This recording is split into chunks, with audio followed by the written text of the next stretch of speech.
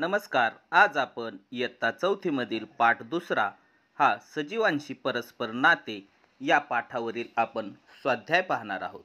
तर चला या स्वाध्यायामध्ये काय आहे ते पाहूयात. यामधील पहिला प्रश्न आहे, काय करावे बरे? तर गुरप्रीत कौरला ऐन उन्हाळ्यात भर दुपारी सुट्टीतील छंद वर्गाला जायचे आहे. तिला उन्हाचा त्रास होऊ नये यासाठी योग्य त्या सूचना द्यायच्या आहेत. या ठिकाणी काय करायचे आहे म्हणजेच काय करावे बरे येथे विचार करायचा आहे की गुरप्रीतला ऐन उन्हाळ्यात भर दुपारी सुट्टीतील छंद वर्गाला जायचे आहे. ती बाहेर छंद वर्गाला जाणार आहे, तर तिला उन्हाचा त्रास होऊ नये यासाठी योग्य त्या सूचना द्यायच्या आहेत. या सूचना काय देणार आपण हे आपण या ठिकाणी लिहायचे आहे. तर आपण या ठिकाणी मी माझ्या मते लिहित आहे, तुम्ही तुमच्या यामध्ये अनेक सूचना ॲड करू शकता किंवा या सोडून दुसऱ्या इतरही सूचना लिहू शकता. तर हे उन्हाळ्याचे दिवस आहेत, आपण सूचना देऊ शकतो. पाणी जास्त प्यावे, उन्हाळा असल्यामुळे सुती कपडे घालावेत, त्याच पद्धतीने उन्हात खेळताना टोपी घालावी. अशा पद्धतीच्या आपण गुरप्रीत कौरला सूचना देऊ शकतो. तर यातील दुसरा आ प्रश्न आहे, यामध्ये काय काय विचारलेले आहे तर विचार करा. यामधील पहिला प्रश्न आहे, शेतात पीक उभे आहे, अशा वेळी जोराच्या पावसाने शेतात पाणी साचले तर पीक सडून जाते, त्याचे कारण काय असेल? तर शेतात पीक उभे आहे, अशा वेळी जोराच्या पावसाने शेतातील पाणी साचले तर पीक सडून जाते. हे बरोबर आहे, कारण पाणी साचल्यानंतर पीक सडून जाते. तर त्याचे कारण काय? तर शेतात पाणी साचल्याने पिकाची मुळे सडू लागतात, त्यामुळे उभे पीक पिवळे पडून सडून जाते. म्हणजे त्याला पाणी जरी जास्त झालं तर त्याची मुळे सडतात, त्यामुळे पीक सुद्धा पिवळं पडतं. म्हणून या ठिकाणी ते मुळे सडल्यामुळे पीक वाया जातं. तर चला पुढील प्रश्न घेऊयात. एखाद्या वर्षी पाऊस कमी पडतो, त्या वर्षी शेत का पिकत नाही? तर शेतात पिकासाठी पाण्याची आवश्यकता असते. पिकांना पाणी पुरेसे मिळाले नाही तर पिकांची वाढ होत नाही व ते पीक मरते. म्हणून जर पाऊस कमी असेल तर त्या वर्षी शेत पिकत नाही किंवा शेती कमी प्रमाणात पिकते.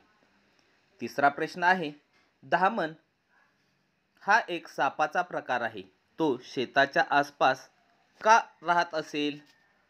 तर याचे उत्तर आहे, धामण ही उंदीर खाऊन जगणारा प्राणी आहे व शेतात धान्य खाण्यासाठी उंदीर असतात. या उंदरांना खाण्यासाठी धामण आपल्या शेताशेजारीच असते. तर ते आपल्याला नुकसान करण्यासाठी नाही, तर शेतातील उंदरे खाण्यासाठी आलेली असते. तर चला पुढील प्रश्न पहा. चौथा काय आहे? बर्फ असणाऱ्या प्रदेशात अंगावर केस असणारे प्राणी राहत असतील तर त्यांच्या अंगावर केस दाट असतील की विरळ? त्याचे कारण काय असेल? तर बर्फ असणाऱ्या प्रदेशात प्राण्यांच्या अंगावरील केस दाट असतील. याचे कारण आहे, त्यांचे कडाक्याच्या थंडीपासून रक्षण होण्यासाठी त्यांच्या अंगावरील केस दाट असतात. तसेच शरीरात ऊब टिकवण्यासाठी सुद्धा केसांचा वापर होतो. त्यामुळे बर्फ असणाऱ्या प्रदेशातील प्राण्यांच्या अंगावर केस हे दाट असतात. तर चला पुढील प्रश्न घेऊयात. हा प्रश्न आहे ई. यामध्ये विचारलेले आहे, माहिती मिळवा. तर माहिती कशाची मिळवायची आहे? तर महाराष्ट्रात पुढील ठिकाणे कोणत्या फळांसाठी प्रसिद्ध आहेत? तर यामध्ये क आकडा दिलेला आहे, नागपूर. तर नागपूर हे संत्र्यांसाठी प्रसिद्ध आहे. त्यानंतर आहे घोलवड. घोलवड हे चिक्कूसाठी प्रसिद्ध आहे. त्यानंतर ग आहे सासवड. सासवड हे अंजीरसाठी प्रसिद्ध आहे. त्यानंतर आहे घ देवगड. देवगडचा हा आंबा आपणास माहीतच आहे, तर देवगडचा आंबा प्रसिद्ध आहे. आणि जळगाव, जळगावची केळी प्रसिद्ध आहे. तर नागपूरचे संत्री, घोलवडचे चिक्कू, सासवडचे अंजीर, देवगडचा आंबा व जळगावची केळी हे त्या त्या ठिकाणी प्रसिद्ध आहे. तर चला यातीलच दुसरा प्रश्न पाहू.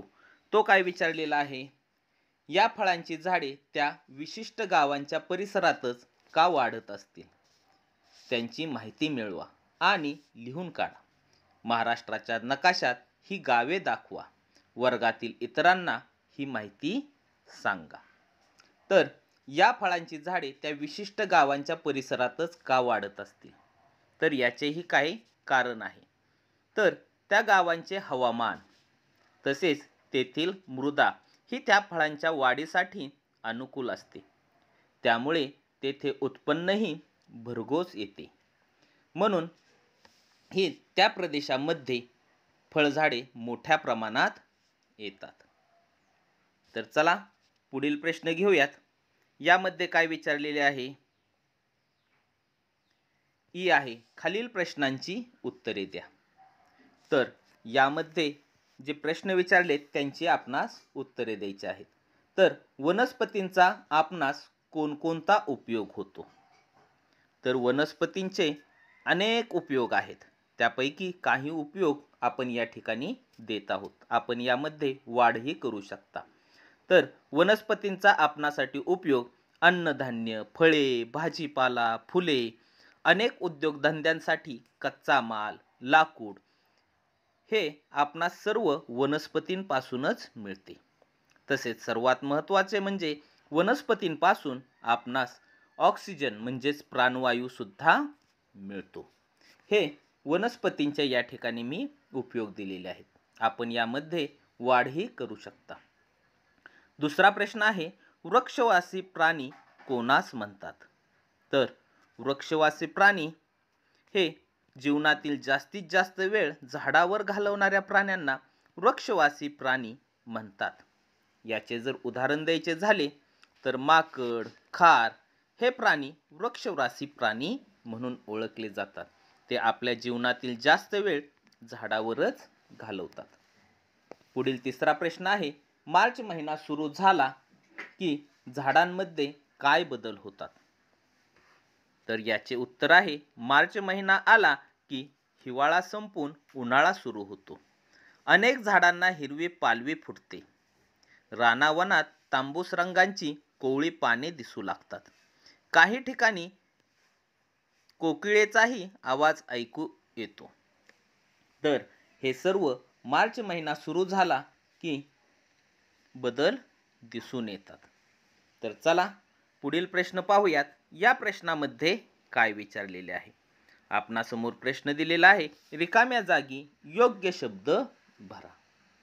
या ठिकाणी प्रश्न पहिला आहे, टिंबटिंब संपला की पुन्हा थंडीचा मोसम येतो.